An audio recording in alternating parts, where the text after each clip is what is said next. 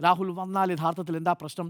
രാഹുൽ വന്നാൽ ഞാൻ മനസ്സിലാക്കുന്നത് ഈ സഭയിൽ പ്രതിപക്ഷം ഒന്നോ രണ്ടോ ചോദ്യങ്ങൾക്ക് വിയർക്കേണ്ടി വരുന്ന സാഹചര്യമുണ്ടാവും.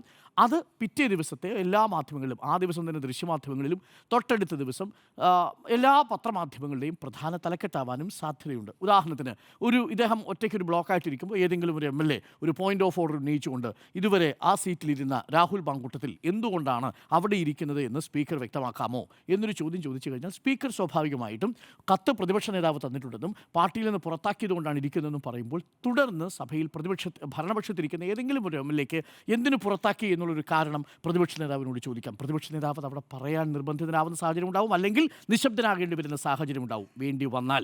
ഇങ്ങനെയൊക്കെ പലതരം സ്ട്രാറ്റജി ഉപയോഗിക്കാം. അല്ലാതെ KM മാണി സഭയിൽ വന്നതുപോലെയുള്ള ഒരു ബഹളവും CPM ഈ വിഷയത്തിൽ ഉണ്ടാക്കില്ല എന്ന് തന്നെയാണ് ഞാൻ കരുതുന്നത്.